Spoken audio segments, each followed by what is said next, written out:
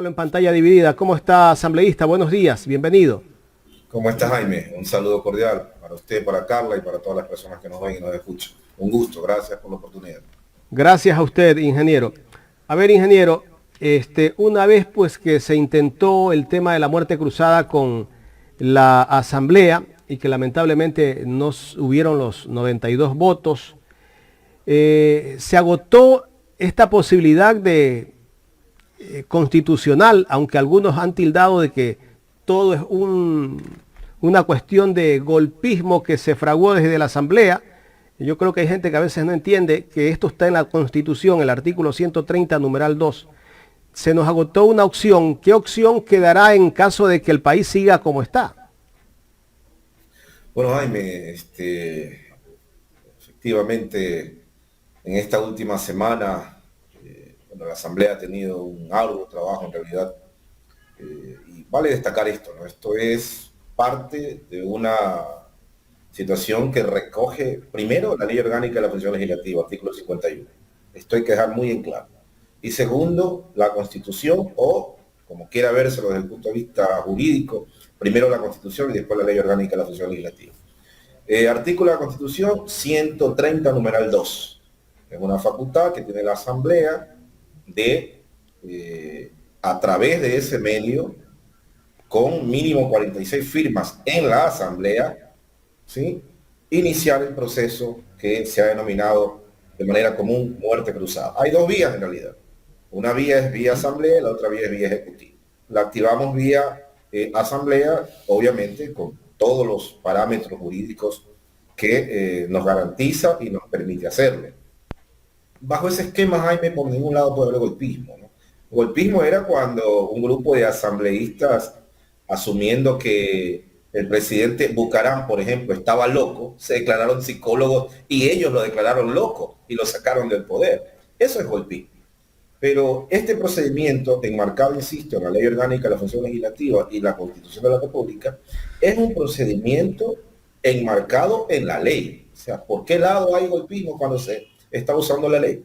Efectivamente, no usamos o no completamos los votos. Cada asambleísta mantendrá en su conciencia su posición y como ya es de conocimiento público, pues eso no se pudo llevar a cabo.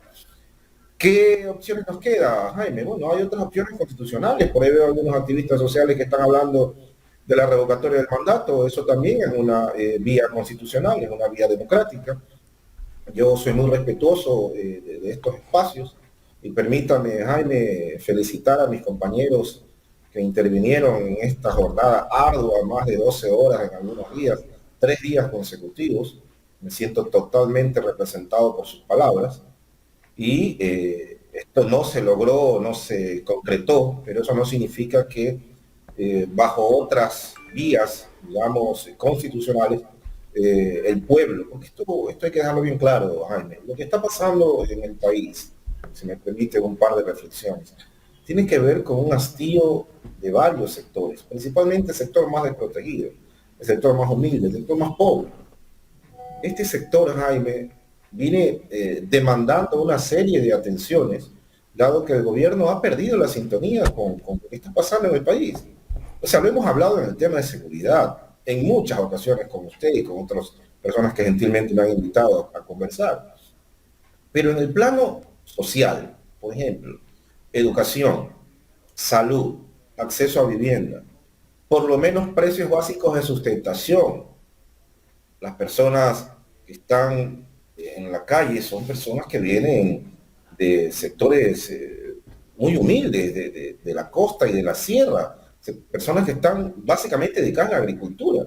Y hay una reflexión de fondo, Jaime. ¿Usted se ha preguntado por qué una persona que está en estos territorios deja botado su parcela, deja botado su trabajito, deja botado el espacio que tiene para, de una u otra manera, darle de comer a sus hijos? Y hace tremendas jornadas a pie, o en bus, o en camiones, o en camionetas, ¿sí? De manera súper ruda, por llamarlo de alguna forma, y deja botado todo eso para ir a reclamar a la capital. ¿Usted se ha preguntado qué pasa por la mente de estas personas que dejan botado todo para ir a reclamar a la capital? La respuesta es muy sencilla, es porque ya perdieron todo, bueno, ya no tienen esperanza y la única forma que les queda de reclamar es a través de la protesta social. Eso hay que entender. Si revisamos, Jaime, las personas que están en esta ardua lucha, una tarea titánica, con frío, con hambre, ¿sí? Durmiendo en condiciones infrahumanas. Si revisamos a estas personas, les decía, la gran mayoría se dedica a la agricultura. Y ahí hay un problema, una deuda social del Estado con respecto a ese tipo de personas. Yo sí creo, Jaime, que hay que entender de una manera distinta esta protesta social y hay que también entender la falta de tino del gobierno. De eso lo vamos a hablar en el desarrollo de esta entrevista, Jaime. Ingeniero Cuero, muy buenos días. Gracias por Buenos estar en días, este Carlos. espacio informativo. Bueno, dice que UNES perdió, que el correísmo perdió porque no consiguió su objetivo, que era pues destituir al presidente. ¿Cree usted realmente que UNES perdió? Mire, Carla, yo creo que de manera coloquial, eh, la gente que está manejando el gobierno está completamente en una burbuja. O sea, es gente que vive, no sé, como que si estuviéramos en la colonia. Mire lo que acaba de pasar, Carla. Desconocen a una persona que independiente de su posición, independiente de su ideología, independiente de cualquier cosa, es una persona que tiene un liderazgo con sus bases. Me refiero al señor Leonidas Dice. Lo desconocen como interlocutor. Y sin embargo, aceptan que quienes sean intermediarios para que se dé este diálogo con el cual yo estoy de acuerdo, déjeme decirlo, sea la conferencia episcopal, al puro estilo de la colonia. Hasta eso es colonial, más allá de que entiendo la voluntad de las bases, la voluntad también de los actores sociales y los dirigentes en esas áreas, para encontrar una vía de diálogo están aceptando que existe esa mediación. Pero es colonial que venga la iglesia ahora a hablar con los indios y con los negros para que de una u otra manera esto avance. Es decir, mire la mentalidad de esta gente. O sea, mire, Carla, yo soy o trato de ser lo más tinoso posible porque a veces estos temas pueden etiquetarlo a uno como resentido. Pero la sociedad ecuatoriana es racista.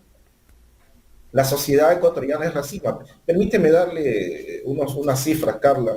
Debo decir que estas cifras son del año 2004, sin embargo, sirvieron de base para que en el gobierno de Rafael Correa se elabore lo que se denominó el decreto 60 y luego, en el 2017, también se firmó el decreto 915, que básicamente lo que hacen es tratar de poner en práctica lo que se llamó, lo que se denomina, ¿sí? Una agenda plurinacional que implique ir acortando esa distancia entre los más pobres y los que más tienen, y específicamente de los sectores básicamente étnicos, ¿no? Hablo de montubios, afroecuatorianos e indígenas.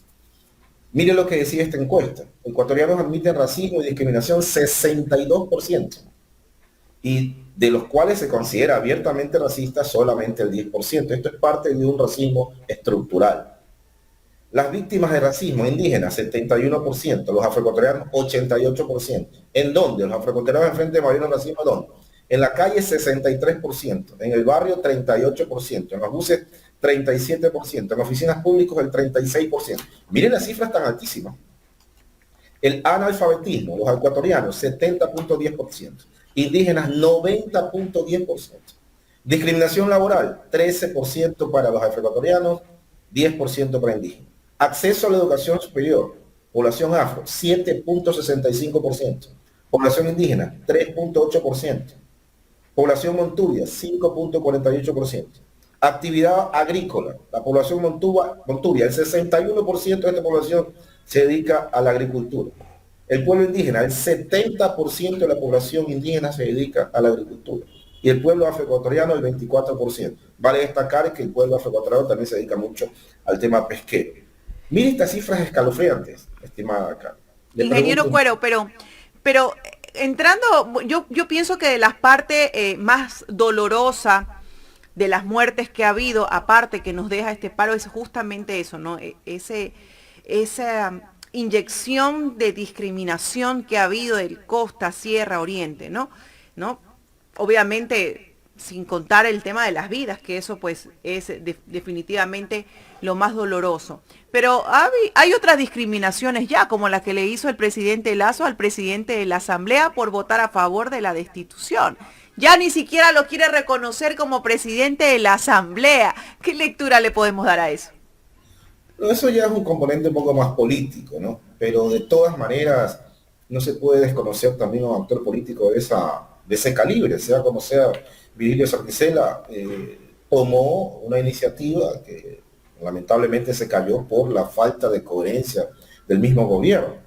Es decir, mandan al ministro de gobierno, mandan al secretario de Administración Pública, se retiran de la reunión, dicen que van a ir al siguiente día y no van porque hubo un incidente que desde el punto de vista de ellos tiró abajo las conversaciones. Lo que debieron haber hecho es haber ido a la reunión y ahí en esa reunión cara a cara decirlo. Miren, nosotros hemos tenido la voluntad de dialogar, lamentablemente hubo este incidente que entiendo se está investigando y eso ya no nos permite dialogar, pero nuevamente esta condición de racismo, nuevamente esta condición de exclusión, yo no hablo con ustedes, ustedes no son interlocutores válidos y ni siquiera son capaces de ir a dar la cara a estos dirigentes que con buena voluntad se sentaron a dialogar. Es decir, ahí también hay un acto de desconocimiento del liderazgo de otros, de conocimiento del otro. En ese sentido, Carla, yo quiero insistir de que hay una manifestación racista en el comportamiento del gobierno y lamentablemente hay un racismo estructural en la sociedad ecuatoriana que tenemos que ir venciendo. De a poco tenemos que ir venciendo, pero no podemos desconocerlo. Y ese racismo, estimada Carla, estimado Jaime, ese racismo hacen que algunos actores políticos, principalmente las personas que están en este momento en el gobierno, no entiendan la dinámica social de esta situación. Déjeme ponerle un ejemplo, Carla, que sucedió ya hace algún tiempo atrás, en una latitud distinta, pero que nos sirve para un poco ejemplarizar lo que le estoy diciendo. El 4 de julio de 1776 Estados Unidos celebra su independencia. Y lo celebra con un documento que se escribió por los próceres de esa independencia, ¿sí? Un documento precioso que dice que todos los hombres tienen derecho a la libertad, son iguales ante Dios y ante la ley, todos los hombres tienen derecho a la búsqueda de la felicidad, etcétera, etcétera. Usted lee la Carta de Independencia de Estados Unidos, es un canto a la vida.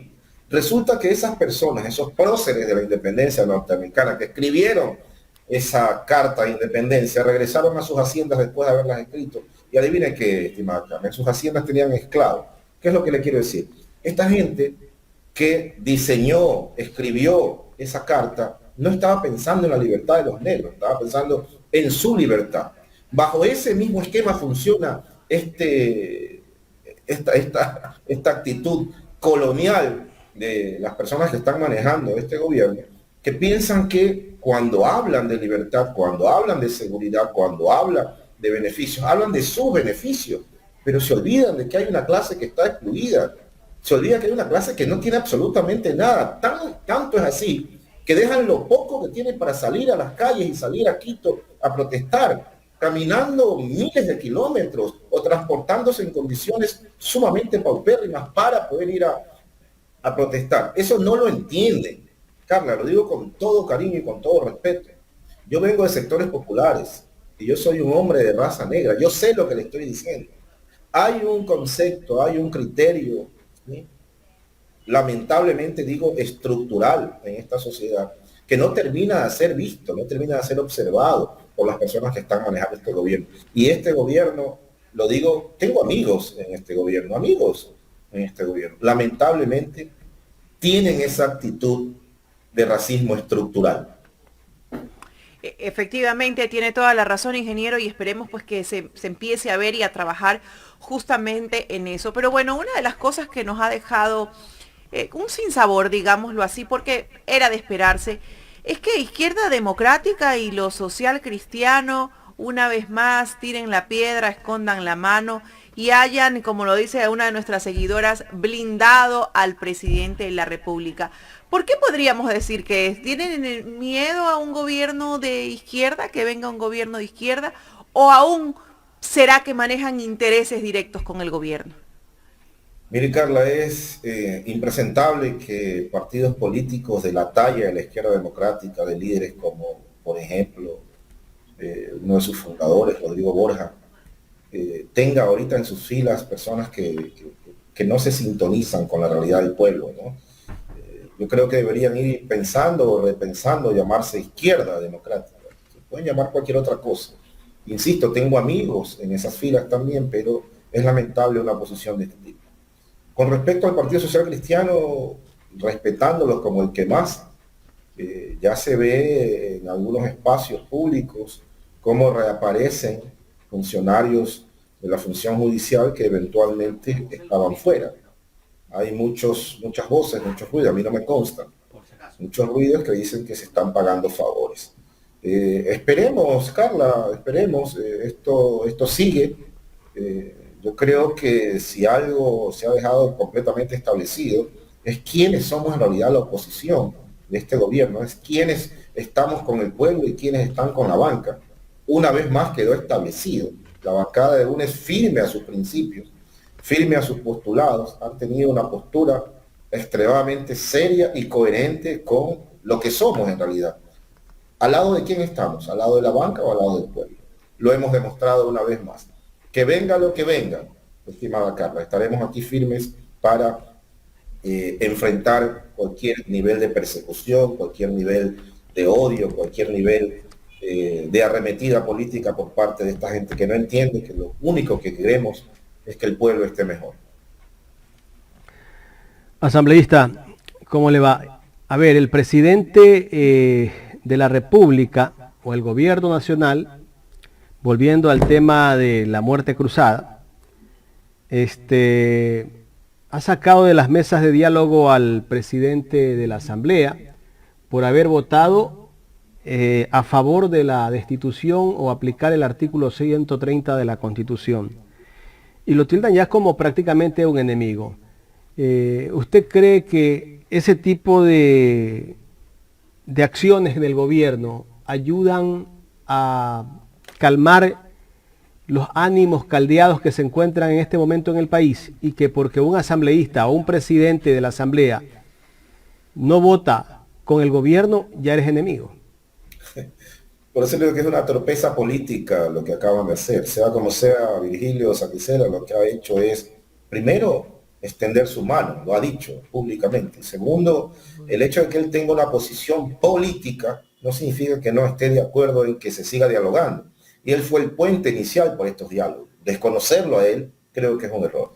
Pero insisto, esto es parte también de cómo se está manejando el gobierno, es parte del odio de algunos actores.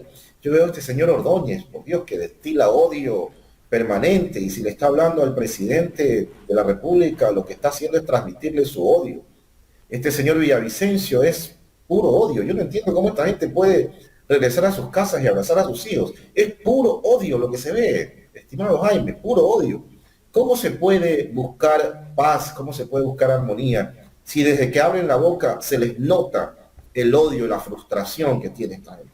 Es lamentable este tipo de cosas. Si no se encuentra un equilibrio emocional en este tipo de acciones, difícilmente el presidente va a poder recibir de sus principales asesores la inducción a que esto mejore. Lo van a cargar de más odio. Y aquí, Jaime, lo que necesitamos es equilibrio. Necesitamos es reconocer al otro, mirarnos en el otro, mirarnos en los ojos del otro. Esto debería rebasar cualquier posición indígena, afroecuatoriana, mestiza, montubia. Esto debería rebasar. El enfoque de un estadista tiene que estar por encima de eso, considerando. Siempre, obviamente, observando que hay sectores de la población que necesitan mayor apoyo, necesitan acciones afirmativas, se ha denominado a través de Naciones Unidas. Miren lo que está pasando actualmente, Jaime. Estamos por concluir el decenio de los afrodescendientes.